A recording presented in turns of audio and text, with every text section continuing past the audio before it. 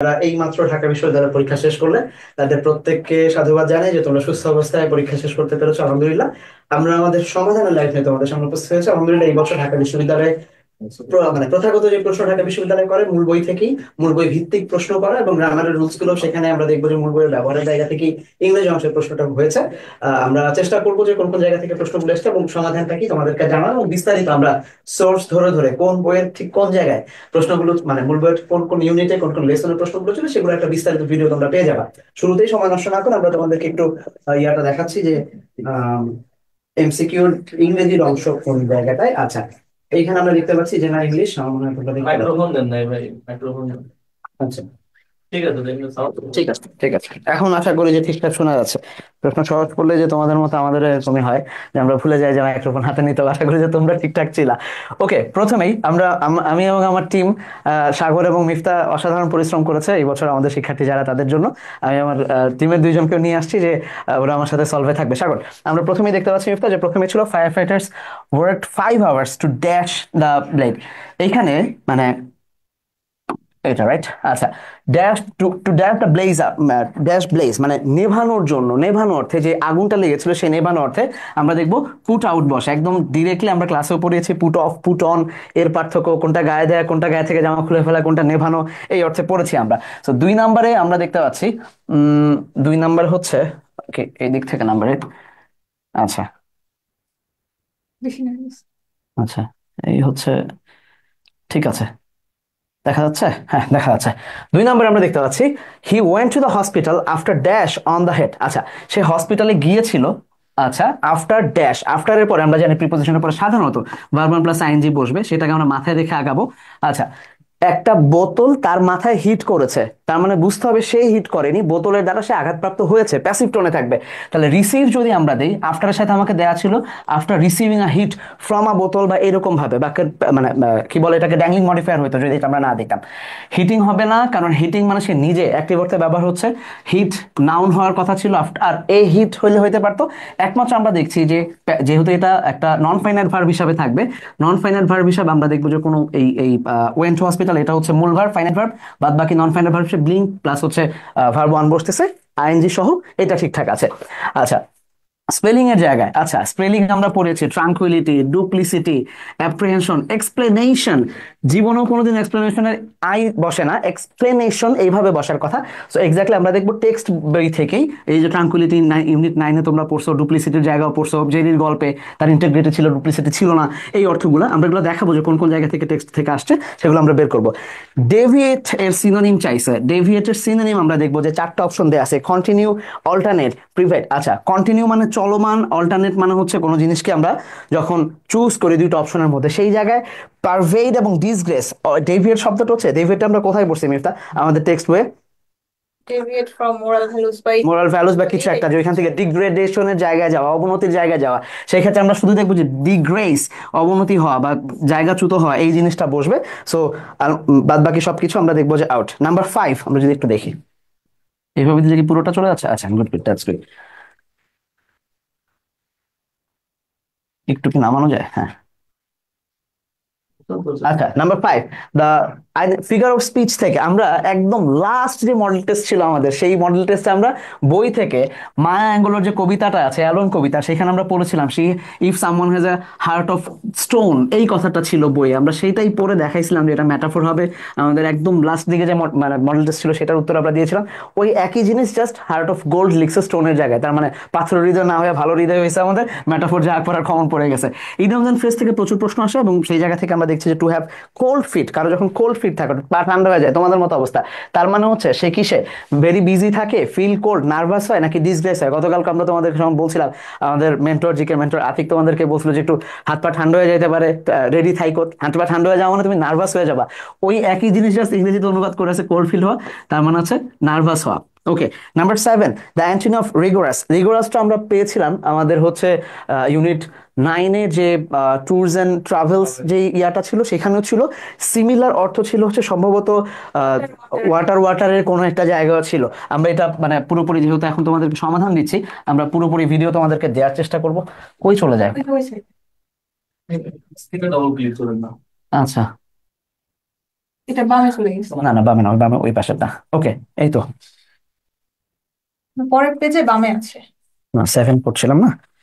আমি সরাচ্ছি, আমি সরাচ্ছি। হ্যাঁ, এই যে the antonym of rigorous, antonym চাইছে। আমরা অনেক সময় রিগোরাস দেখে আমরা হয়তো চ্যালেঞ্জিং, রিগোরাস মানে হচ্ছে খুব কঠিন, মানে খুব ভয়ানক এই টাইপের অর্থ বুঝাই, চ্যালেঞ্জিং, ডমিনেটিং এরকম মনে হতে পারে, বা রেভেনাস মনে হতে পারে। বাট আমরা যখন অ্যান্টোনিম দেখছি তখন আমাকে খেয়াল রাখতে হবে এটা ঠিক বিপরীতটা চেয়েছে, যে এটা একটা রিজিড না হয়ে ফ্লেক্সিবল হয়, যে জিনিসটা নমনীয় থাকে সেটা। সো ফ্লেক্সিবল হবে সেটা অ্যান্সার। বা একটু নিচে যাইতে হবে,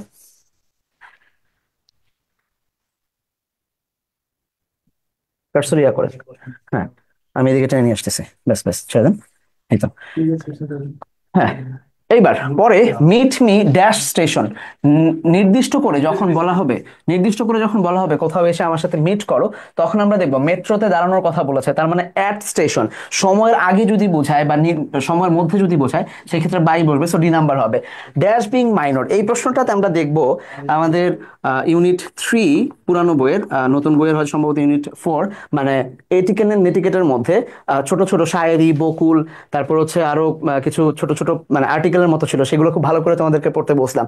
সেইখানে একটা ছিল সিন্স আই এম, কি যেন, No one sees me.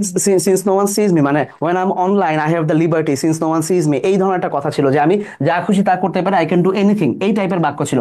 Similar বাক্য আসছে যে আমি এখনো ড্রাইভ করতে পারি না, কেন? Since I am minor. ঠিক আছে, এই হচ্ছে ডি নাম্বারটা রাইট অ্যান্সার হবে। এভিডেন্টলি ডিউ টু হওয়ার কথা ছিল, because, sorry, being I am না হয়ে যদি বিং মাইনর হইতো সেটা হইতো আই এম মাইনর আর আই ক্যানট ড্রাইভ এভিডেন্টলি, সেটা হইতে পারতো ইয়েট না বসে। সো ডি নাম্বারটা আমরা সঠিক উত্তর ধরছি। Number 10, many people dash fake news on social media. People যেহেতু সাবজেক্ট প্লুরাল, তার মানে সাবজেক্টটা যখন প্লুরাল হবে আমাকে ভার্বটা অবশ্যই এন্ডে প্লুরাল রাখতে হবে। আগাচ্ছি আমরা। হুইচ ড্যাশ সোশ্যাল মিডিয়াতে নিউজ ছড়ায়, সেইটা কি করে? Dash by checking carefully source of information. আচ্ছা, যেটা আইডেন্টিফাই করা যায়, যেটাকে করা যায়, তার মানে প্যাসিভ হবে নিউজটা। এখানে নিউজকে সাবজেক্ট ধরবো আমরা, সোশ্যাল মিডিয়াতে যেটা ছাড়ানো হয়, সেই ক্ষেত্রে আমরা দেখবো এই বাক্যটা প্যাসিভ। তো আমাকে দুইটা জিনিস ফলো করতে হবে, একটা হচ্ছে ভার্ব প্লুরাল হইতে হবে। এখানে যদি আমরা আসি, আচ্ছা সবগুলাই ভার্ব প্লুরাল, ওকে। লোকজন ছড়াচ্ছে, আর স্প্রেডিং হইতে পারে, কিন্তু যদি আর স্প্রেড দেই, এইখানে এসে আমরা দেখবো ইজ বিং এর সাথে মিলতেছে না, আর স্প্রেড হয় না, এটা প্যাসিভ হয়ে যাচ্ছে। শুধু স্প্রেড দিলে আইডেন্টিফাই নাউন হয়ে যাচ্ছে, যেখানে আমাদেরকে প্যাসিভ ভার্ব 3 করতে হইতো। সো দুইটা বাকি থাকে, বি এবং সি। বি এর মধ্যে আমরা দেখতে পাচ্ছি আইডেন্টিফাইড হওয়ার জন্য এখানে কোনো ফাইনাইট ভার্ব হচ্ছে, নন ফাইনাইট ভার্ব আছে, কারণ হচ্ছে যে এখানে আগে কোনো ভার্ব 3 আগে কোনো অক্সিলারি নাই, একমাত্র ক্যান বি, তারপরে ভার্ব যদি 3 থাকে সেটা হচ্ছে ফাইনাইট ভার্ব হয়। সো এই যে হুইচ ক্লজ মেকার দিয়ে এই পাশে একটা ভার্ব, এই পাশে একটা প্যাসিভের ভার্ব, সি নাম্বারটা হচ্ছে আমাদের রাইট অ্যান্সার, রাইট। তারপর একটু নিচে নামতে হবে। নাম্বার 11 আমরা দেখছি, certain serious diseases can be successfully, আরেকটু পরে, thank you, can be successfully treated. আচ্ছা, কখন এই বাক্যে আমরা যদি দেখি যে certain diseases can be treated, একটা ভার্ব, এটা একটা ফাইনাইট ভার্ব, আবার ডিটেক্টেড ইনিশিয়ালি। আচ্ছা, কোথায় আছে? If detected. আচ্ছা, ক্লজ মেকার বসবে, আমাকে ইফ নিতে হবে, যদি তাদেরকে আগে ডিটেক্ট করা যায় এই অবস্থায়, তাহলে ওয়েদার লিস্ট থাকলে আমরা জানি শুড বসার কথা ছিল, আনলেস এখানে বসতেছে না, যদি না ওয়েদার, যদি এরকম না বসে ইফই বসবে। ইফ এবং ওয়েদার মধ্যে আমরা বলছি যে যদি দুইটার মধ্যে ইফ এবং ওয়েদার থাকে আমরা স্বাভাবিকভাবে ইফ নিব। সো এটাই আমাদের রাইট অ্যান্সার থাকছে। Number 12, dash to call the customer service. আচ্ছা, sorry, I dash to call the customer service of my bank all morning, I can't get through. আমি সারা সকাল ধরে চেষ্টা করছি আমার কাস্টমার সার্ভিসকে কল দেওয়ার জন্য, কিন্তু আমি পাই নাই। তার মানে এই কাজটা আমি শুরু করছি অনেক আগে, এখনো করতেছি কিন্তু পাচ্ছি না, রেজাল্ট আসে নাই। তার মানে হচ্ছে এটা প্রেজেন্ট পারফেক্ট কন্টিনিউয়াসে থাকবে, হ্যাড বসার কোনো অপশন নাই, উড বি ট্রাইং হবে ফিউচারে, ট্রাইড যেহেতু ক্যানট আছে, তার মানে আমি আর ভার্ব টু এর দিকে যাব না, কারণ সিকোয়েন্স অফ টেন্স অনুযায়ী আমরা দেখবো যেটা প্রেজেন্ট পারফেক্ট টেন্সে বসছে, আই হ্যাভ বিন ট্রাইং।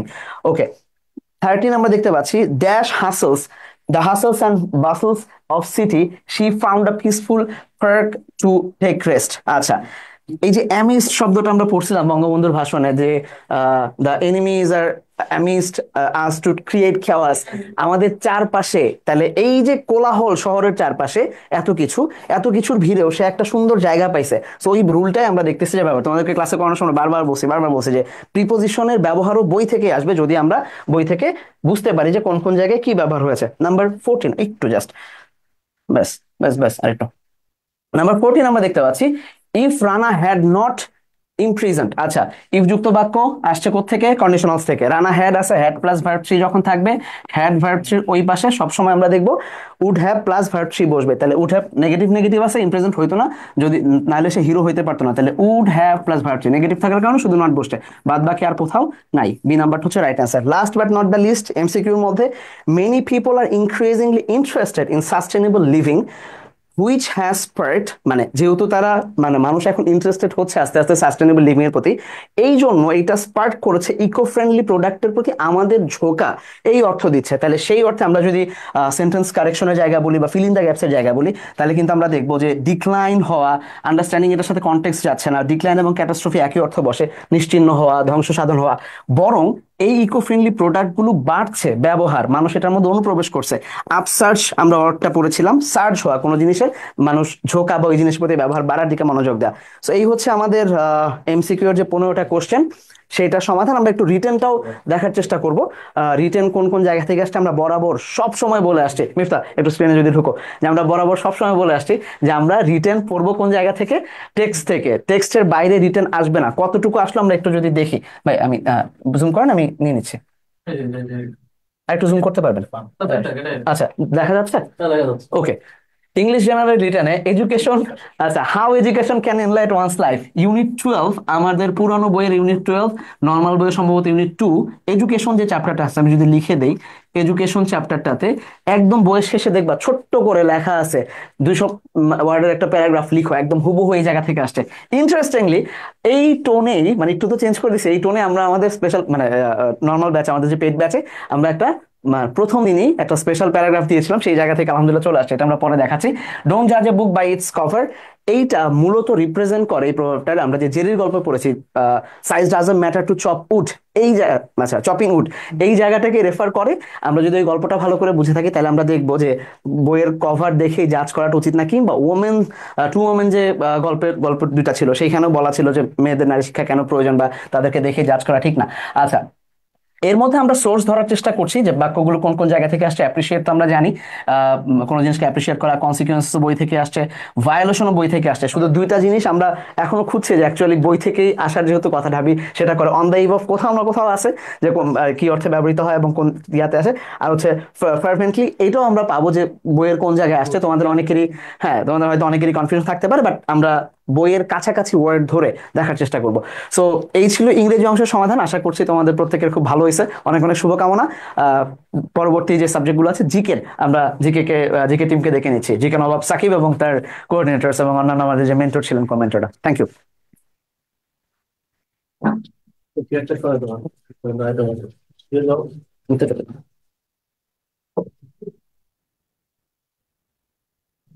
সালাম আলাইকুম।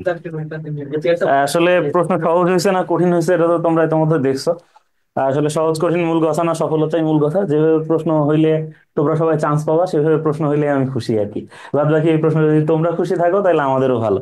দেখো, প্রশ্ন বেসিকলি যা আসছে এগুলো সবই বারবার আলোচনা করা প্রশ্ন আর কি। প্রথম প্রশ্ন এখানে যেটা দেখতে পাচ্ছি সেটা হচ্ছে সামাজিক বিবর্তন বা তত্ত্বের প্রবক্তা, একেবারে ক্লাস 1-2 এর প্রশ্ন আর কি। মানে ওই সময় থেকে আমরা জানি চার্লস ডারউইন হচ্ছে সামাজিকবাদ, মানে চার্লস ডারউইন কিন্তু হচ্ছে সামাজিক বিবর্তনবাদ তত্ত্ব না, বরঞ্চ মানে বিবর্তনবাদ তত্ত্বের জনক। অপরদিকে সামাজিক বিবর্তনবাদ যেটা, সেটা হচ্ছে আমাদের হারবার্ট স্পেন্সার। সামাজিক বিবর্তনবাদ দিয়ে হারবার্ট স্পেন্সার কি ব্যাখ্যা করেন?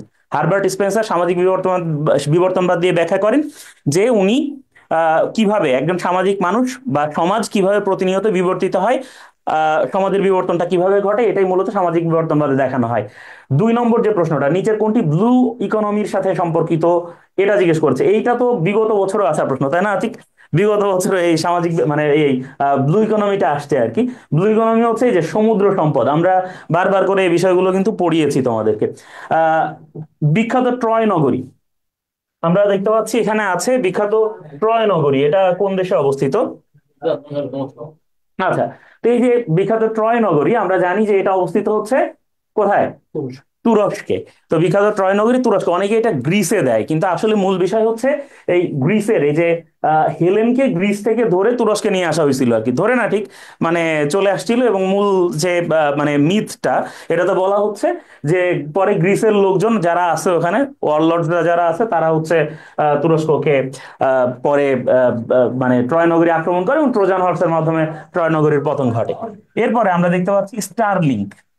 আচ্ছা, স্টারলিংকটা নিয়ে তো গত বছর থেকে আতিক কথা হচ্ছিল, তাই না? যখন এই যে আমাদের ইয়ে আসলো যে আমাদের দেশেও নাকি স্টারলিংকের নেট আসবে, এরকম একটা ব্যাপার হলো না আতিক? তো এই স্টারলিংকটা কি আসলে মূলত? স্টারলিংক হচ্ছে একটা স্যাটেলাইট ভিত্তিক একটা ইন্টারনেট সেবা, এটা হচ্ছে মূলত স্টারলিংক। পরের যে প্রশ্নটা, বারুহিয়াদের মধ্যে বিশ্ববিদ্যালয় এলাকায় কার কবর রয়েছে? আচ্ছা, আমরা যখন কার্জনের আশেপাশের কবরগুলো নিয়ে কথা বলেছি, তখন বারবার করে আতিক এই ব্যাপারগুলো আসছে না আমাদের আলোচনায়?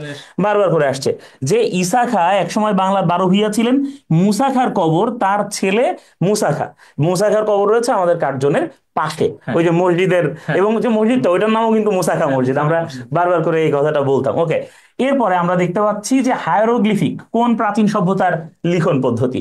হায়ারোগ্লিফিক লিখন পদ্ধতি এটা হচ্ছে মিশরীয় সভ্যতার লিখন পদ্ধতি। ফ্যাসিবাদের জনক কাকে বলা হয়? আমরা জানি যে এই অ্যাডলফ হিটলার হচ্ছেন নাৎসিবাদের জনক, আর বেনিতো মুসলিনি হচ্ছেন ফ্যাসিবাদের জনক। মূলত ফ্যাসিস্ট হচ্ছে অনেকগুলা দড়ি লাঠি যদি একসাথে বাঁধা হয় তাহলে সেটা যেমন ভেঙে ফেলা যায় না, ফ্যাসিবাদটা মূলত আসছে কিন্তু এই জায়গা থেকে। তো অ্যাডলফ হিটলার হচ্ছেন নাৎসিবাদের জনক, আর বেনিতো মুসলিনি হচ্ছেন ফ্যাসিবাদের জনক। শাহী বাঙ্গালা কোন সুলতানের উপাধি ছিল? শাহী সুলতানা ছিল, শাহী বাঙ্গালা ছিল সুলতান শামসুদ্দিন ইলিয়াস শাহর উপাধি। আচ্ছা, সবগুলো প্রশ্নই আমরা লাস্ট যে পরীক্ষাগুলো নিয়েছি, মাস পরীক্ষা না, এটা আমাদের সময় আমরা যখন পরীক্ষা দিয়েছি, আমরা যখন তখন তখন এই ধরনের থেকে আসতো। এবং লাস্টে ভাই এবার মানে কেন জানি না আমার কাছে মনে হচ্ছিল যে যেহেতু বিডি ইউনিট একসাথে পরীক্ষা হবে, এই ধরনের প্রশ্ন আসতে পারে। এই জন্য প্রত্যেকটা মডেল টেস্ট সহ যেগুলো না সাম্প্রতিক খুব বেশি আসে নাই, কম আসছে, কম আসছে। স্টারলিংকটাও কিন্তু অনেকটা সাম্প্রতিকের মধ্যেই পড়ে। আচ্ছা, মেসোপটেমিয়া সভ্যতার সাথে সম্পর্কিত কোন দেশ? আমরা এই যে মেসোপটেমীয় সভ্যতা, এটা হচ্ছে পর্যায়ক্রমিক যে চারটা সভ্যতা ছিল মেসোপটেমীয় সভ্যতা, সবগুলোই মোটামুটি ইরাককে কেন্দ্র করে মূলত এই মেসোপটেমীয় সভ্যতা, একেবারে নিনেভের পাঠাগার থেকে শুরু করে বাদ বাকি সবগুলো, প্রাচীন সভ্যতা। হ্যাঁ, আতুর ঘর হচ্ছে ইরাক মূলত। আচ্ছা, আমি রাষ্ট্র, এই উক্তিটা যখন ফরাসি বিপ্লব পড়িয়েছি ওই সময় কিন্তু বলেছিলাম। এছাড়া উক্তি পড়ানোর সময় আলাদা করে আমি রাষ্ট্রটা বলা হয়েছে।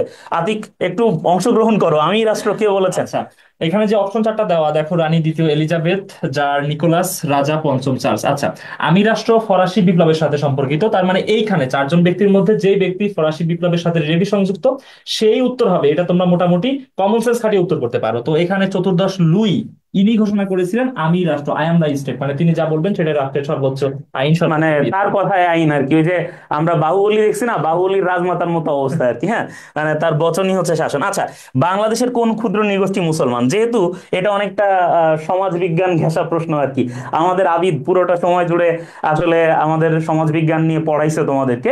তো আবিদ, আচ্ছা, এর মধ্যে এটা পাঙ্গন, এই পাঙ্গনের কিন্তু মূল নাম কিন্তু এরা পাঙাল বলে পরিচয় দেয় নিজেদেরকে। হ্যাঁ, আমরা এইটাও পড়িয়েছিলাম যে পাঙ্গন বা পাঙ্গাল। আচ্ছা, এর পরের যে প্রশ্নটা আছে এখানে, 1971 সালের মুক্তিযুদ্ধে বাংলাদেশের নৌবাহিনী যে সেক্টরের অধীনে ছিল, এটা আমরা সবাই জানি 10 নম্বর সেক্টরের অধীনে ছিল। জুলাই গণ অভ্যুত্থানের শহীদ আবু সাইদকে নিয়ে আমি জানতাম আবু সাইদ নিয়ে প্রশ্ন হবে, এবং আমি আবু সাইদের গ্রামের নাম কি এই প্রশ্নটা দিয়েছিলাম। আবু সাইদের মানে আবু সাইদকে নিয়ে অঙ্কিত যে শিল্পকর্মের নাম সেটা হচ্ছে উন্নত মমশির, মানে দুই হাত দুই পাশে প্রসারিত করে যে ছবিটা তোমরা সবাই দেখেছো, একেবারে বর্তমানে বাংলাদেশের তরুণের মানে তারুণ্যের প্রতীকে পরিণত হয়েছে ওই ছবিটা। ছবির পিছনে ওই ট্যাগলাইনটা, হ্যাঁ হ্যাঁ, উন্নত মমশির কিন্তু লেখা আছে। আচ্ছা, ঠিক আছে, সংবিধান নিয়ে আতিক এবছর সংবিধান পড়িয়েছিল। আতিক, তো সংবিধান নিয়ে বাংলাদেশের সংবিধানের কোন সংশোধনের মাধ্যমে তত্ত্বাবধায়ক সরকার ব্যবস্থা বাতিল? আচ্ছা দেখো, এখানে কোশ্চেন করছে বাংলাদেশ সংবিধানের কোন সংশোধনীর মাধ্যমে তত্ত্বাবধায়ক সরকার ব্যবস্থা বাতিল করা হয়েছে। সংবিধানের ক্লাসে তোমাদেরকে তিনটা কোশ্চেন আমি বলেছিলাম, তার ভিতরে একটা আসবে। তিনটা কি কি বলেছিলাম? সুরঞ্জিত সেনগুপ্ত আইদার আসবে, না হলে ত্রয়োদশ সংশোধনী, না হলে পঞ্চদশ সংশোধনী। এই তিনটার মধ্যে একটা আসবেই, তোমাদেরকে আমি এই কথাটা বলেছিলাম।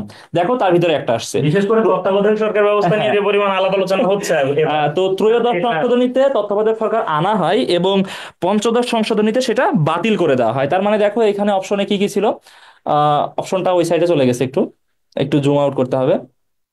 আচ্ছা, এখানে 13th অ্যামেন্ডমেন্ট, 14, 15, 16, অর্থাৎ ত্রয়োদশ, চতুর্দশ, পঞ্চদশ নাকি ষোড়শ সংশোধনী। তো সঠিক উত্তর হচ্ছে পঞ্চদশ সংশোধনী। একটু জাস্ট হচ্ছে নিচে নামাইলে কোশ্চেনটা একটু দেখা যাবে। না না, এটা করা আচ্ছা যাবে আচ্ছা, না। তো এইখানে তত্ত্বাবধায়ক সরকার সরকার ব্যবস্থা বাতিল করা হয়েছে। তাহলে কোশ্চেনটা যারা একটু বুঝে শুনে দেখেছো যে বাতিল, এখানে কিন্তু বলা হয়নি তত্ত্বাবধায়ক সরকার ব্যবস্থা প্রচলন করা হয় বা কখন সূচনা করা হয়। বাতিল করা হয় পঞ্চদশ দিয়ে এবং শুরু করা হয় ত্রয়োদশ দিয়ে। এটা হচ্ছে কথা। পরবর্তীটা এসেছে সাম্প্রতিক থেকে, সাম্প্রতিক না বাট সাম্প্রতিক ঘটনার সাথে লেজু লাগিয়ে যেহেতু কোশ্চেনটা এসেছে। যুক্তরাষ্ট্রের নির্বাচন, হ্যাঁ হ্যাঁ। তো নির্বাচনকে কেন্দ্র করে। যুক্তরাষ্ট্রে গ্র্যান্ড ওল্ড পার্টি নামে পরিচিত কোন দল? Green party, Republican party, Democrat party নাকি কনস্টিটিউশন পার্টি? তো দেখো, খুব কমনলি বলা যায় যুক্তরাষ্ট্রের মেজর দুইটা পার্টি হচ্ছে রিপাবলিকান এবং ডেমোক্রেট। এবং সর্বশেষ যে নির্বাচন হলো যুক্তরাষ্ট্রের, ডোনাল্ড ট্রাম্প আবারও পরবর্তীতে 47তম প্রেসিডেন্ট নির্বাচিত হলেন। তিনি রিপাবলিকান পার্টি থেকে নির্বাচিত হয়েছেন এবং সেই পার্টি থেকে আশাই করছেন এই পার্টিটাকে যুক্তরাষ্ট্রে গ্র্যান্ড ওল্ড পার্টি হিসেবে ডাকা হয়। আচ্ছা, 16 নম্বর কোশ্চেন, নিচের কোনটি 3-0 তত্ত্বের অন্তর্ভুক্ত নয়? আচ্ছা, আমরা যে খুবই সাম্প্রতিক যে বইটা বের করেছিলাম সেখানে বিষয়টা ছিল, সাকিব স্যার তোমাকে হচ্ছে এই বিষয়টা দেখাবেন তার বইয়ের আলোকেই। আচ্ছা, এটার মূল বিষয়টা হচ্ছে আমি বলেছিলাম যে ডক্টর মোহাম্মদ ইউনূসের থেকে প্রশ্ন আসবে। তো ডক্টর মোহাম্মদ ইউনূস থেকে প্রশ্ন আসবে, সবাই ডক্টর মোহাম্মদ ইউনূসের জীবনী পড়িয়েছে, বাট ডক্টর মোহাম্মদ ইউনূসের আসলে জীবনী থেকে এখানে প্রশ্ন আসার খুব বেশি সুযোগ নেই। কারণ তার জীবনীতে উল্লেখযোগ্য যে ঘটনাগুলো সেটা আসলে অনেক বেশি না, বা বিশ্ববিদ্যালয় ভর্তি পরীক্ষায় প্রশ্ন আসার মতো অনেক বেশি না। কাজেই আমার কথা ছিল হয় এই 3-0 তত্ত্ব আসবে, অথবা প্যারিস অলিম্পিকে যে ডক্টর মোহাম্মদ ইউনূস যে সামাজিক ব্যবসা অলিম্পিক হয়েছে এই বিষয়টা, এটা আসতে পারে। তো আমরা 3-0 তত্ত্বটা বারবার করে পড়িয়েছিলাম, শূন্য দারিদ্র, শূন্য বেকারত্ব, শূন্য নেট কার্বন নির্গমন, এই তিনটাই হচ্ছে মূলত ডক্টর মোহাম্মদ ইউনূসের 3-0, মানে যে গ্লোবাল জিরোর যে কথাটা, মানে 3টা জিরোর মধ্য দিয়ে উনি মানে পৃথিবীতে সুখ শান্তি চলে আসবে আর কি, এরকম একটা বিষয়। এবং এইটা নিয়ে দ্য ওয়ার্ল্ড উইথ 3 জিরোস, এইরকম একটা বইও কিন্তু উনার মানে প্রকাশিত একটা বই আছে। তো শূন্য ক্ষুধা তার মধ্যে এই 3টা জিরোর মধ্যে অন্তর্ভুক্ত না। এরপর দেখি কোন দেশ one belt one road initiative, এত পুরানো প্রশ্ন এটা। হ্যাঁ, ওয়ান বেল্ট ওয়ান রোড বা belt and road initiative, wolf warrior policy, এই হ্যাঁ, এবং দক্ষিণ চীন সাগর নিয়ে পড়া, এই বিষয়গুলো কিন্তু নিউ সিল্ক রোড, এই বিষয়গুলো কিন্তু বারবার করে আমার মনে হয় আমি এতবার তোমাদেরকে বলছি যে তোমাদের মাথা ব্যথা হয়ে যাওয়ার কথা আর কি। তো এটা চীন এই সব পলিসির সাথে জড়িত। স্যারের চীন সম্পর্কে এবং আমাদের চীন সফর উপলক্ষে এটা একটা বিশেষ প্রশ্ন আর কি। সম্প্রতি কোন দেশের প্রেসিডেন্ট সংসদে অভিশংসিত হয়েছেন? এইটা হচ্ছে আমরা জানি যে দক্ষিণ কোরিয়ার যে প্রেসিডেন্ট তিনি হচ্ছে সংসদে অভিশংসিত হয়েছেন অতি সম্প্রতি। অভিশংসন হচ্ছে প্রেসিডেন্টকে মূলত মানে আইনগতভাবে ক্ষমতাচ্যুত করার একটা উপায়। এটাকে ইংরেজি হচ্ছে ইমপিচমেন্ট। হ্যাঁ, এরপরে দেখি বাংলাদেশের 25তম, একদম লাস্ট যে পরীক্ষাটা তোমাদের নিয়েছি সেই পরীক্ষার একদম শেষ প্রশ্নটা, সেই পরীক্ষার একদম শেষ প্রশ্ন 100তম প্রশ্নটা ছিল সৈয়দ রেফাত আহমেদ, বাংলাদেশের 25তম প্রধান বিচারপতি। এরপর দেখি জাতিসংঘ বিশ্ববিদ্যালয় অবস্থিত, আমরা জানি জাতিসংঘ বিশ্ববিদ্যালয় অবস্থিত টোকিওতে এবং জাতিসংঘ শান্তি বিশ্ববিদ্যালয় অবস্থিত হচ্ছে স্যান জোসেতে। এই বিষয়গুলো নিয়ে বারবার বলা হয়েছে, কনফিউশন লাগে না জাতিসংঘ পড়ানোর সময়। কোন দেশ যোগদানের পর ব্রিক, ব্রিক ছিল ব্রাজিল, রাশিয়া, ইন্ডিয়া, চায়না, তাই না? তাহলে এসে কি ভাই? এসে হইতেছে এই যে এখানে সাউথ আফ্রিকা। ঠিক আছে, এই 5টাই তো ব্রিক্স এর প্রথম দেশ। প্রথমে 4টা ছিল, পরে ব্রিক্স এস সাউথ আফ্রিকা যোগ হয়ে এস যোগ হয়েছে। টাইটান 2023 সালে, টাইটান হচ্ছে একটা ডুবোযান। এই টাইটানে যখন ওই তোমার সাগরের তলে গিয়েছে, যাওয়ার পরে টাইটান মানে ডুবে গেছে, ভেঙে মানে ওইটা ধ্বংসপ্রাপ্ত হয়েছে এবং ভেতরে যারা ছিল আরোহী সবাই নিহত হয়েছে। বাংলাদেশের বর্তমান অন্তর্বর্তীকালীন সরকারের উপদেষ্টা পরিষদে নারী সদস্য হচ্ছে 4 জন, সর্বমোট 4 জন নারী সদস্য সংখ্যা। অলিম্পিকের পতাকায় 5টি চক্র প্রতিনিধিত্ব করে, এটা হচ্ছে 5টি মহাদেশকে। 5টি মহাদেশ, যে 5টিকে মূলত যারা হচ্ছে ওই যে 5টা রেস, মানে 5টা মহাদেশের যে 5টা রেস আছে, এই 5টা রেসকে হচ্ছে এই 5টা চক্র প্রতিনিধিত্ব করে। গ্লোবাল ভিলেজ, এই ধারণা, গ্লোবাল ভিলেজ যে ধারণা, এই ধারণাটি প্রবর্তন করেন কে? এত বারবার পড়ানো হয়েছে, মার্শাল ম্যাকলুহান এই গ্লোবাল ভিলেজ বা বৈশ্বিক বিশ্বগ্রাম এই ধারণার প্রবর্তন করেন। ইসরায়েলের বিরুদ্ধে পরিচালিত হামাজের অভিযানের নাম হচ্ছে অপারেশন আল আকসা ফ্লাড। এটাও বারবার করে পড়ানো, গত বছর পড়ানো হয়েছিল, গত বছর একদম শেষ দিকে এটা এটা পড়ানো হয়েছিল, এটা পড়ানো হয়েছিল এবং এবছরও কিন্তু এই প্রশ্নটা আমি তোমাদেরকে দিয়েছি। এরপর সিরিয়ার প্রেসিডেন্ট বাশার আল আসাদের ক্ষমতাচ্যুতিতে নেতৃত্বদানকারী বিদ্রোহী সংগঠনের নাম কি? এই বিদ্রোহী সংগঠনের নাম হচ্ছে হায়াত তাহরির আল শাম। হায়াত তাহরির আল শাম, অনেকেই এটা হচ্ছে যে তাহরির হায়াত আল শাম। আমরাও যখন প্রশ্ন সমাধান করছিলাম তখন এই দুইটা নামের মধ্যে খুব প্যাচ লেগে গেছিল আর কি। তো এটা হচ্ছে হায়াত আগে আর কি, হায়াত তাহরির আল শাম। এটা হচ্ছে বাশার আল আসাদের ক্ষমতাচ্যুতিতে নেতৃত্বদানকারী বিদ্রোহী সংগঠন। রুশ ইউক্রেন যুদ্ধে রাশিয়াকে সমর্থন করেনি কোন দেশ? রাশিয়াকে সমর্থন করেনি হচ্ছে হাঙ্গেরি। হাঙ্গেরি রাশিয়াকে সমর্থন করেনি। এছাড়া বেলারুশকে সাদা রাশিয়া বলা হয়। বেলারুশ এরা মূলত কমিউনিজমে বিশ্বাসী। চীন তো করেছে, উত্তর কোরিয়াও করেছে। হ্যাঁ, যারা সমাজতান্ত্রিক, হ্যাঁ এটা তো পুঁজিবাদ এবং সমাজতন্ত্রের দ্বন্দ্ব তো বরাবরই চিরন্তন আর কি এটাই। ঢাকা শহরের প্রথম ফ্লাইওভার উদ্বোধন করেন কে? আচ্ছা, এই প্রশ্নটা, এই যে প্রথম প্রথম ফ্লাইওভার উদ্বোধনের এই প্রশ্নটা আমাদেরকে একটু আতিক দেখায় দাও, যে ঢাকা বিশ্ববিদ্যালয়ের মানে ঢাকা শহরের আচ্ছা, প্রথম ফ্লাইওভার জাস্ট এখানে ঢাকা শহরে প্রথম ফ্লাইওভার, এই বিষয়টা হচ্ছে জাস্ট একটু খেয়াল করো, ঢাকা শহরে প্রথম ফ্লাইওভার কোনটা, এটা হ্যাঁ, মাস্ট বি, এটা মাস্ট বি, তোমরা জানো মেয়র হানিফ ফ্লাইওভার হচ্ছে ঢাকা শহরের প্রথম ফ্লাইওভার, এবং সেটা হচ্ছে, ও সরি, মহাখালী ফ্লাইওভার হচ্ছে ঢাকা শহরের প্রথম ফ্লাইওভার। সেটা কত সালে, 2004 সালের দিকে আর কি সেটা উদ্বোধন করা হয়। তো এখানে অপশনগুলো দেখো, অপশনগুলো এমন সিলি অপশন: জিয়াউর রহমান, হোসেন মোহাম্মদ এরশাদ, বেগম খালেদা জিয়া, বিচারপতি শাহাবুদ্দিন আহমেদ। জিয়াউর রহমান 1981 সালে শহীদ হয়েছেন, হোসেন মোহাম্মদ এরশাদ ক্ষমতা থেকে চলে গেছেন 90 সালে, বিচারপতি শাহাবুদ্দিন এরশাদ ক্ষমতা থেকে যাওয়ার পর ক্ষমতা আসছিলেন। তার মানে 2004 সালে এই তিনজনের কেউই আর এক্সিস্টই করতো না, শুধুমাত্র বেগম খালেদা জিয়া ওই সময় প্রাইম মিনিস্টার ছিলেন ওই সময়কার 2004 সালে। তার মানে সঠিক উত্তর হচ্ছে বেগম খালেদা জিয়া। মানে এই বিষয়টা হচ্ছে একদমই সারফেস লেভেলের। এই কোশ্চেনটা করেও যদি অপশনগুলো আরেকটু কমপ্লেক্স করতো, আশা করি যে স্টুডেন্ট একটু ভেবেচিন্তে উত্তর করতো, বাট এমন মানে সঠিক উত্তর থেকে বাকি অপশনগুলো আশেপাশেও নাই। আশেপাশে অনেক, হ্যাঁ। 30 আচ্ছা, নম্বর প্রশ্নটা আবিদ ভাই হচ্ছে তোমাদেরকে জিকে পড়িয়েছেন, 30 নম্বর কোশ্চেনটা তিনি সলভ করবেন। আবিদ ভাইকে অনুরোধ করছি। আচ্ছা, 30 নম্বর কোয়েশ্চেন সলভ করার আগে আমি একটা কথা বলি। তোমাদের যে আমি সমাজবিজ্ঞান যখন পড়িয়েছিলাম, তোমরা আমাদের ক্লাসে বারবার বলছিলা যে স্যার সমাজবিজ্ঞান কেন পড়বো, এটা কি ঢাকা ইউনিভার্সিটিতে অন্য ইউনিভার্সিটিতে আসবে কিনা। সমাজবিজ্ঞান নিয়ে কিন্তু এবার 3 থেকে 4টা এমসিকিউ আসছে, এর জন্য পরের বার থেকে সমাজবিজ্ঞান একটু গুরুত্ব দিও। মুসলিম বিশ্বের প্রথম নারী প্রধানমন্ত্রী কে ছিলেন? অনেকেই এক্সামে তাড়া ভরার ক্ষেত্রে মুসলিম শব্দটা অনেকের চোখে পড়ে না, সেক্ষেত্রে মেঘবতী সুকর্ণ পুত্রী তোমরা দাগাই দিয়েছো, কিন্তু যেহেতু এখানে বলা আছে মুসলিম বিশ্বের প্রথম নারী প্রধানমন্ত্রীকে, সেটা পাকিস্তানের বেনজির ভুট্টো। আচ্ছা, পাকিস্তান কেন্দ্রিক কোশ্চেন আসছে, তারপর বিএনপি কেন্দ্রিক কোশ্চেন আসছে। হ্যাঁ, অক্সফোর্ড ব্লু, ইমরান খান, এটা আসতে পারে, এই চিন্তা খেলা করছে। ঠিক আছে। তো আচ্ছা, আশা করছি যে তোমাদের সাধারণ জ্ঞান পরীক্ষা ভালো হয়েছে, সব মিলিয়ে তোমাদের পরীক্ষা ভালো হয়েছে। প্রশ্ন কেমন হয়েছে সেটাও তোমরা একটু মূল্যায়ন করো। আমার কাছে মনে হয়েছে প্রশ্ন যথেষ্ট যথেষ্ট সহজ হয়েছে, এবং যথেষ্ট উত্তর করার মতো প্রশ্ন এসেছে।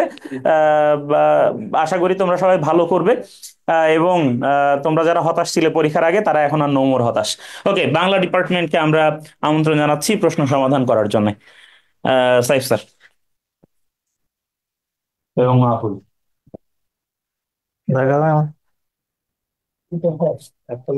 আসসালামু আলাইকুম। তো আসলে এই যে প্রশ্ন আসলে সবাই তো আমাদের 8খানা 16খানা 14খানা হয়ে যায়।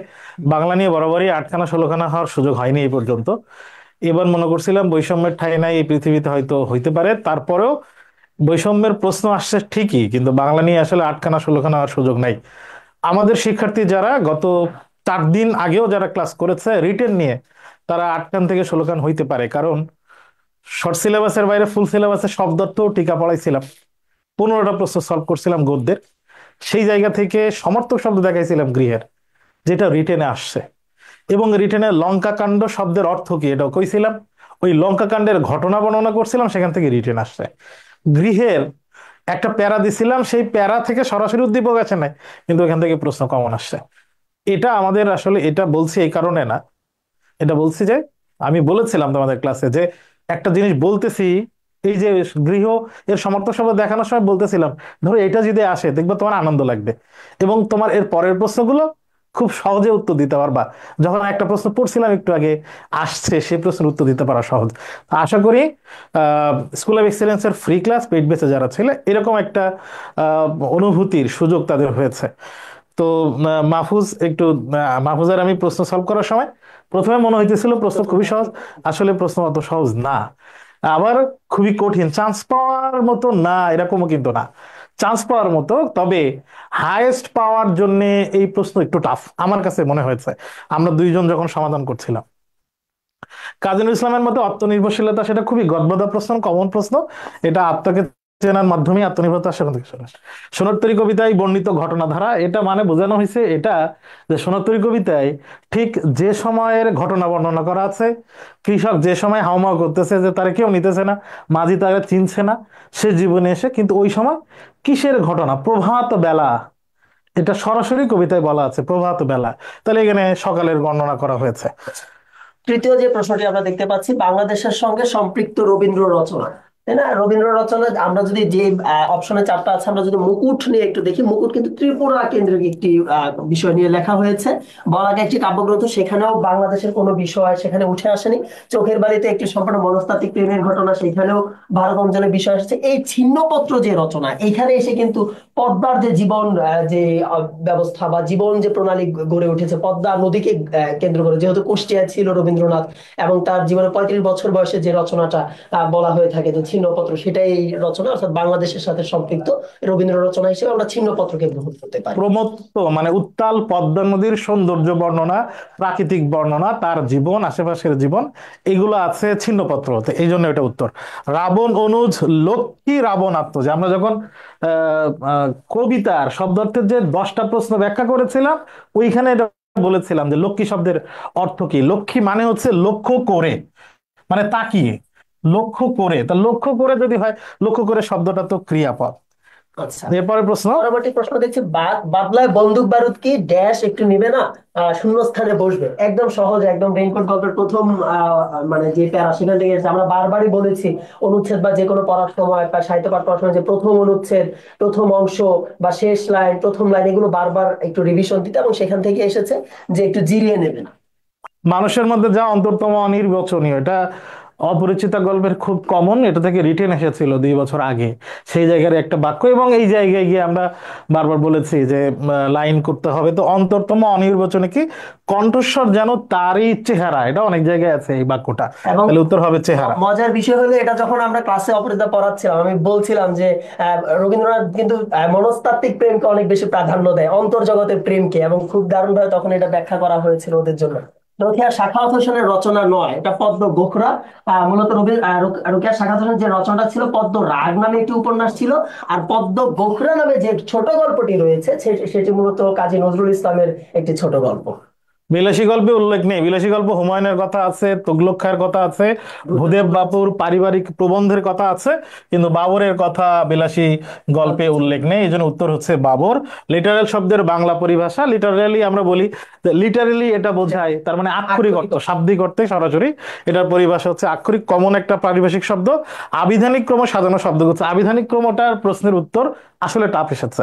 তোমরা যখন প্রশ্ন পড়াইতাম তখন প্রায়ই বলতে যে এই প্রশ্ন পারি না, এই প্রশ্ন পারি না, কিন্তু আমরা তোমাদের যে ধরনের প্রস্তুতি দেখিয়েছি সেখানে খুব কঠিন কঠিন অপশনে থাকতো, এখানে অত কঠিন না, তবে সিরিয়ালের ক্রমটা ধরে রাখার জন্য একটু কঠিন। যেরকম কাজ শব্দে কয়ের সাথে আ আছে, এরপরে বর্গীয় যা, কাজ শব্দে কয়ের পরে চ আছে, আর কয়ের সাথে আছে উ, আয়ের পরে উ, এটা ঠিক আছে, কিন্তু জয়ের পরে তো চ আসতে পারে না, চ আগে জ পরে, এই জন্য এটা উত্তর হচ্ছে না। দীর্ঘ বানানে দয়ের সাথে আছে দীর্ঘ ই, দেহ বানানে দয়ের সাথে এ, দৃশ্য বানানে দয়ের সাথে রি। তো স্বরবর্ণের ক্রমতে আমরা যদি যাই, তাহলে সেখানে এর পরে তো রি এর অবস্থান না, এই জন্য এটা উত্তর হচ্ছে না। গৃহতে গয়ের সাথে আছে কি রি, গোলে গয়ের সাথে আছে ও, ও এর আগে রি, এটা ঠিক আছে, কিন্তু এখানে গয়ের সাথে আছে স্বরবর্ণ অ, তাহলে ও এর পরে অ, এটা তো হইতে পারে না, তাহলে এইটা উত্তর। বাকি 3টা উত্তর হইতেছে না, তাই তোমাদের যখন আমরা বলি যে 3টা কেটে দিয়ে একটা, তাহলে ওইটা বিশ্লেষণ না করলে ওইটা উত্তর। আচ্ছা, তারপরে একটু বিশ্লেষণ করে দেখি, অ এর পরে অনুস্বার আছে, আমরা জানি ব্যঞ্জন বর্ণের আগে পরশ্রী বর্ণগুলো আছে যেগুলো, সেগুলো কিন্তু স্বরবর্ণের পরেই ক্রমের অবস্থান, আমরা একটা ছক যেটা দিয়েছিলাম, তাহলে অ এর পরে অনুস্বার, এটা ঠিক আছে। এখানে অ এর পরে ক আছে, আবার এখানে অ এর পরে উ আছে, তাহলে ক এর পরেই তো উমর অবস্থান, তার মানে এখানে ক্রমটা ঠিক আছে। ক্রমাগত ভুল করো না, এই বাক্যটিতে ক্রমাগত শব্দটা, এখানে এই প্রশ্নের উত্তর 2 ভাবে করা যায়। একটা হচ্ছে সরাসরি, ক্রমাগত মানে বারবার, কিছু শব্দ আছে সরাসরি বাক্যে ক্রিয়া বিশেষণ হিসেবে ব্যবহৃত হয়, এরকম কথা আছে, সেরকম একটা কথা হচ্ছে ক্রমাগত, এটা সবসময় বিশেষণ হয়। এখন কথা হচ্ছে ক্রমাগত কাকে মডিফাই করেছে। ভুল করো না, ভুল করাকে মডিফাই করেছে, এটা একটা মিশ্র ক্রিয়া। ভুল করো এটা একটা মিশ্র ক্রিয়া, ভুল করোকে মডিফাই করছে। তাহলে ভুল করাকে মডিফাই করছে কেমন করে? ক্রমাগত। তাহলে যদি কোনো ক্রিয়াকে ভুল করা ক্রিয়া, যেটাকে আমরা বললাম মিশ্র ক্রিয়া, তাকে মডিফাই করছে ক্রমাগত, তাহলে ক্রিয়াকে মডিফাই করলে তার নাম হয় ক্রিয়া বিশেষণ। এবং এই প্রশ্নের উত্তর যারা একটু ফাঁকিবাজ টাইপের তারা পারছে সহজে, ওদের অত হিসাব লাগে নাই, ওরা জানে যে অপশনে ক্রিয়া বিশেষণ আসলেই ওটা উত্তর দিতে হয়, এটা জানে। আচ্ছা, অধ্বনির বিবৃত উচ্চারণ কোনটিতে? এটা যদি আমরা দেখি যে অধ্বনির বিবৃত উচ্চারণ, এইখানে অপশনে দুইটা উত্তর আছে, একাধিক উত্তর আছে, বিশেষ করে অনেক এবং অতুল, এই দুইটা শব্দেরই কিন্তু বিবৃত উচ্চারণ। এটা একটু জুম হবে। অনেক এবং অতুল এই দুইটারই কিন্তু, ভাই একটু আচ্ছা। অনেক আর অতুল এই দুইটাই কিন্তু বিবৃত উচ্চারণ। আমরা যদি ডিকশনারি দেখি, বাংলা ব্যবহারিক যে অভিধান আছে বাংলা একাডেমি প্রদত্ত, সেখানে দুইটাই অতুল দেয়, আর অধীর এবং করুণ এই দুটো কিন্তু সংবৃত উচ্চারণ।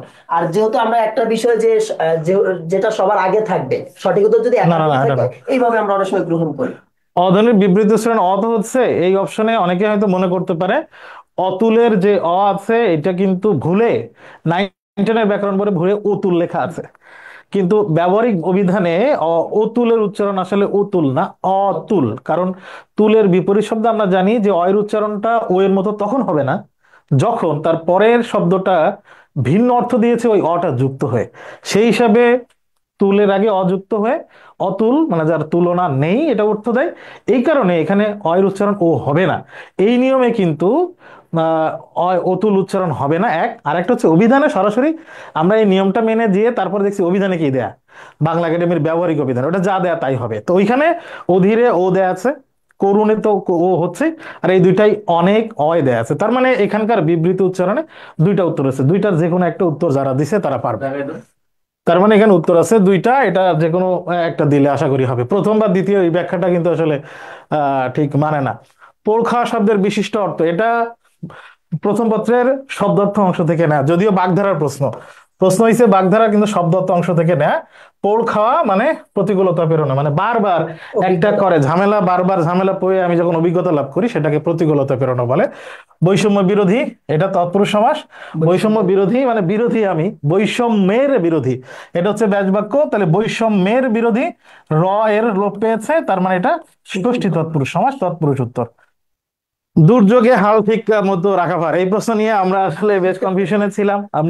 আমাদেরকে একজন ফোনও করেছিল, সে অনেক কনফিউশন ছিল। অভিধানে অভিধানে হাল শব্দটার যদি আমরা শাব্দিক অর্থ দেখি তাহলে তিনটা অর্থ হয়। অভিধানে হাল মানে লাঙল লেখা আছে, অভিধানে হাল মানে দশা বা অবস্থা লেখা আছে, অভিধানে হাল মানে আশা লেখা আছে। এখন দুর্যোগে হাল ঠিক মতো রাখা ভার, এর পরের লাইন কি?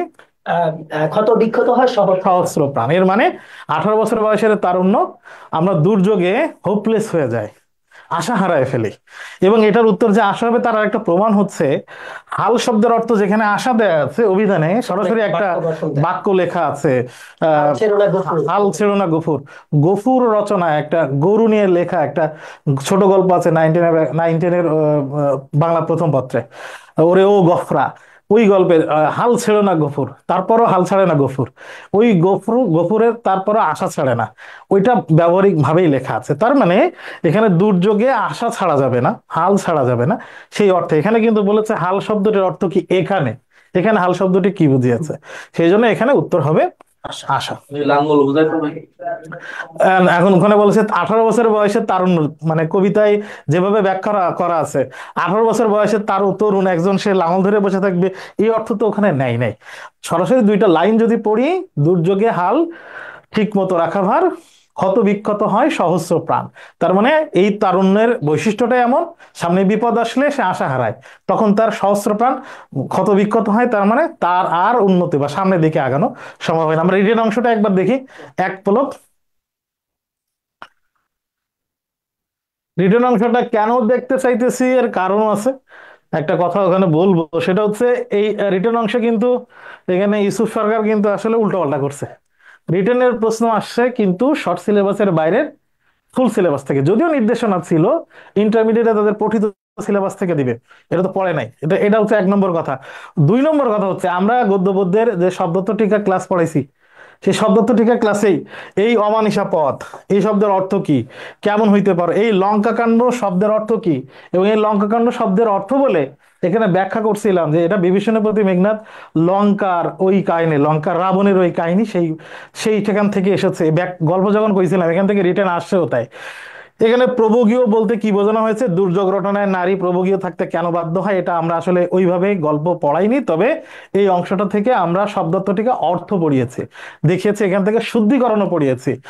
এরপরে এখানে যে শব্দার্থ আসছে দেখো, শর্ট সিলেবাসের বাইরের প্রশ্ন, তারপর আবার শব্দ তো আসছে। সোপান, কলেবর, অমানসী পদ, বসন, এই চারটারই শব্দার্থ ওই গৃহ এর শব্দার্থ বা টিকা অংশে আছে, যেটা আমাদের ক্লাসে আমরা লাস্ট দেখিয়েছি, তোমাদের পরীক্ষা নিয়েছি। এই জন্য আশা করি এটা হবে পারার কথা। উপসর্গের অর্থবাচকতা নেই, অর্থদ্যোতকতা নেই, যে ইন্টারমিডিয়েট পাস করছে হ্যাঁ, তার সে, যে পাস করছে সে পারে না তার মানে ও আসলে পাস করে নাই, এটা যে পড়ে নাই। লঙ্কাকাণ্ডের কাহিনী তো বললাম, লঙ্কাকাণ্ডের কাহিনী বিভীষণবতী মেঘনাদের সাথে সম্পর্কিত, এবং ওই ক্লাসে আমরা যখন শব্দটিকা পড়াচ্ছিলাম গৃহ শব্দের অর্থে প্রশ্ন ছিল, এবং আমি তোমাদেরকে বলেছিলাম গৃহ শব্দের আরো অর্থ বলো তো, আবাস, এভাবে লেখাইছিলাম, এবং এটাও কইছিলাম এইটাই যদি পরীক্ষায় আসে তোমাদের কিন্তু আনন্দ হবে, মজা হবে। তাহলে স্যার আপনার বলা যায় ওই ক্লাস যে করছে আপনার লাস্ট রিটেন তাদের কাছে কমন আসছে। এখন এটার মানে এরকম না যে আমরা করাইছি তার মানে এটা হয়েছে, এটা আমাদের স্টুডেন্টদের সৌভাগ্য এবং আমাদের সৌভাগ্য যে আমরা ওটা টাচ করতে পেরেছি। তো এই ছিল বাংলা প্রশ্ন। সারাজ্য সারবর্মা আমি বলি ক্লাসে তোমাদের অসংখ্যবার আমি বলছি আমার খুবই প্রিয় কবিতা, অনেক বেশি প্রিয় কবিতা সুকান্ত ভট্টাচার্যের কবিতা। এইটা যদি না পারিস তোরা দিব মায়ের, ঠিক আছে, মায়ের উপর থাল গাছার চরণ গাছ। এটা অনেক ভালো হয়েছে, অনেকবার এটা নিয়ে আলোচনা হয়েছে অনেক। তবে একটা জিনিস এটা সত্য, মাহফুজ স্যারের প্রিয় কবিতা এর মানেই সবাই পড়বে না, এবং আর একটা বিষয় সারমর্ম কিন্তু সহজ হয় নাই। সারমর্ম এর মূলভাব লিখতে পারা, আসলে মাহফুজ স্যার বাংলায় পড়েন, সাহিত্য পড়েন, এই জন্য ওনার কোনো সহজ, কিন্তু তোমাদের জন্য এটা আসলে অতটা সহজ না, এর সারমর্ম করতে পারাটা অতটা সহজ না। এরপরে বাংলায় অনুবাদ, অনুবাদ নর্মালি ইংরেজিতে এর আগে এসে দেখছি, তারপর সি ইউনিটে আসতে দেখছি, বা এ ইউনিটে এসে দেখছি, বি ইউনিটে এইভাবে বি ইউনিটে আসে না আর কি অনুবাদ। আচ্ছা, এর আগে ওই যে থাউজেন্ড থাউজেন্ড ছিল, ওই একবার আসছিল সেপ্টেম্বর অন যশোর রোড, ওটার বাংলা অনুবাদ আসছিল। তো আমার কথা বলছি, এটা বলছিলাম এইসব জিনিস তো আর সরাসরি কমন পড়ার বিষয় না, সেন্স থেকে লিখতে আমরা তো সমাধান করে দেবো আমাদের পেজে। তবে ওই যে মূল খেলা কিন্তু খেলবে রিটেন, আমি যা দেখে প্রশ্ন দেখে যা বুঝলাম, মূল খেলা খেলবে রিটেন। কোন খেলা? পাস ফেলের খেলা। আর পজিশনের খেলা এটা বলবো যে গত বছর যেরকম 15টা পারছে 14টা পারছে, এবার 15টা এমসিকিউ বা 14টা এমসিকিউ পারার সংখ্যা যদি পেয়ে যাই তাহলে যদি এটা পেয়ে যাই তাহলে আলহামদুলিল্লাহ। যদি পেয়ে যাই, তবে আমার কাছে, আমি তো অনেকদিন ধরে স্টুডেন্ট পড়াইতেছি, আমার মনে হয় এমসিকিউ 15তে 15 পাবো মনে হয় না, তারপরে যদি পাই আলহামদুলিল্লাহ, সেটা ভালো, আমাদের জন্য সৌভাগ্য। তাহলে এই ঠিক আছে, আবার দেখা হচ্ছে ইনশাল্লাহ অন্য কোনো সমাধান বা অন্য কোনো ক্লাসে। সালাম আলাইকুম। থেকে আসছে সব তাই না বাংলা? মোটামুটি এটা বেশি